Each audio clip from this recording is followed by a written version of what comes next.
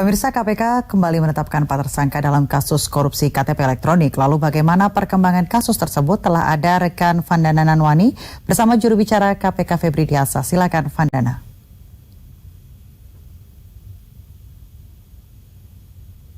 Dan juga pemirsa, Komisi Pemberantasan Korupsi menetapkan 4 tersangka baru dalam kasus iktp yang merugikan negara hingga 2,3 triliun rupiah.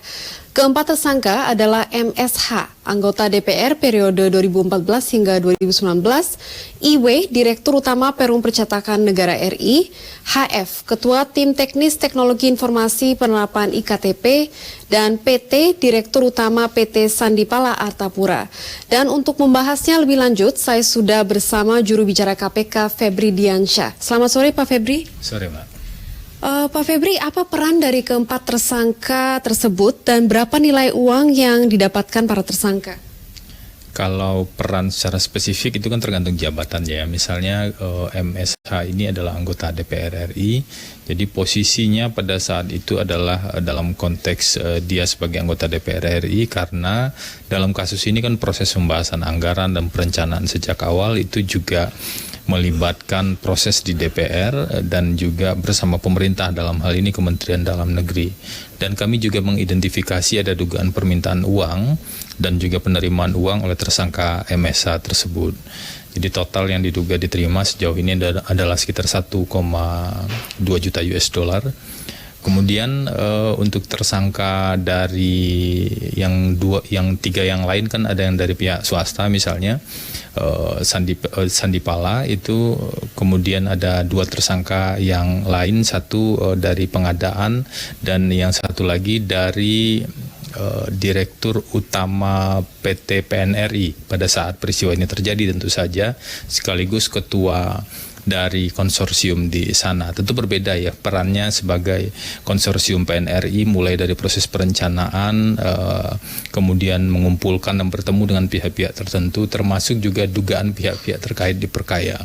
Nah, kalau kita hitung dari 4 orang tersangka ini dan juga korporasi-korporasi yang terkait, maka menurut putusan di pengadilan, misalnya dalam kasus dengan terdakwa Setia Novanto pada saat itu diduga pihak-pihak yang terkait terkait 4 orang ini terutama ya, itu nilainya sekitar 400 miliaran rupiah.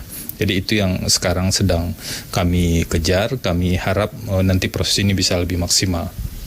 Baik Pak, dan tersangka MSH ini juga telah dijatuhi vonis 5 tahun penjara dalam memberi keterangan palsu di sidang iktp sebelumnya. Apakah ada kaitan dengan yang masalah sekarang? Ya, sebenarnya untuk kasus ini tuh ada 3 ya. Ada 3 perkara yang saling terkait satu dengan yang lainnya. Perkara pokoknya adalah dugaan korupsi pengadaan KTP elektronik.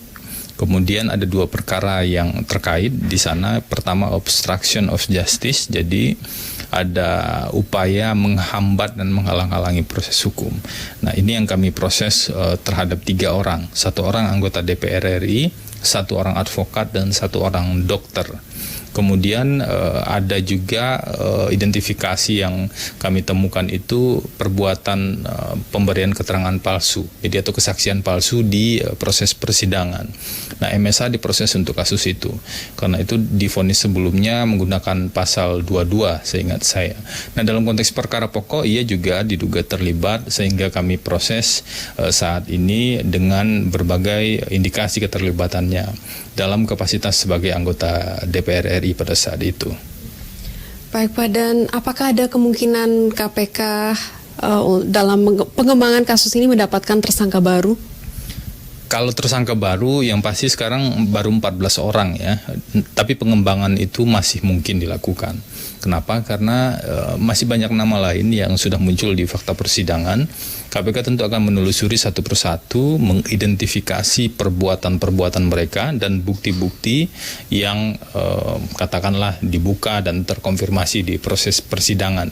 Jadi prinsip dasarnya kerugian keuangan negara 2,3 triliun itu akan kami kejar pada pihak-pihak yang diduga menikmati aliran dana itu. Baik Pak, dan Pak Febri, apakah selama ini ada ancaman-ancaman terhadap proses penyidikan dalam kasus ini? Mungkin tepatnya upaya pihak-pihak tertentu untuk mencoba menghambat ya. Kalau itu, kalau apakah ada misalnya pihak lain yang mencoba menghambat atau mengganggu proses hukum ini, kami bisa sebut ada, karena memang ada 3 orang yang kami proses menggunakan pasal 21 Undang-Undang Tindak Pidana Korupsi yang menghambat penanganan perkara baik langsung ataupun tidak langsung, atau yang kita kenal dengan obstruction of justice itu. Jadi ada memang upaya pihak-pihak tertentu untuk mempengaruhi saksi atau untuk merekayasa kondisi-kondisi tertentu agar penanganan perkaranya terhambat. Pak Febri, apa yang akan dilakukan untuk yang hambatan tadi? Ya, mereka kami proses secara hukum.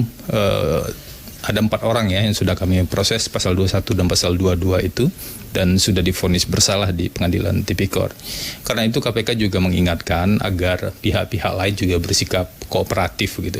Dalam artian ketika misalnya ada saksi yang dipanggil, ya datang memenuhi panggilan penyidik, bicara secara benar, jangan berbohong. Karena kalau berbohong itu ada risiko pidananya. Dan jangan sampai ada upaya pihak-pihak lain dalam proses yang berjalan ini untuk menghambat penanganan perkara. Karena itu juga ada risiko pidana yang ancamannya cukup tinggi.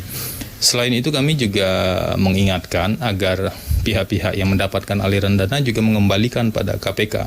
Misalnya dalam konteks 4 orang tersangka ini, di fakta persidangan dan putusan pengadilan itu kan muncul misalnya PNRI diduga diperkaya lebih dari 100 miliar, dan kemudian Sandipala, manajemen konsorsium PNRI dan pihak-pihak lain, maka akan lebih baik bersikap kooperatif dan mengembalikan uang itu ke KPK. Baik Pak, dan terakhir Pak Febri, fakta-fakta apa yang ditemukan? Fakta yang ditemukan kalau terkait dengan perkara ini pasti sudah banyak ya, karena 14 orang yang diproses. Tapi kalau dalam proses penyidikan spesifik terhadap 4 orang ini, kami baru periksa sekitar 5 orang saksi. Nanti tentu akan secara intens dilakukan pemeriksaan lagi terhadap saksi-saksi yang lain. Baik, terima kasih Pak Febri atas informasinya. Dan pemirsa, demikian informasi yang bisa kami sampaikan sementara. Kembali ke studio Tiara.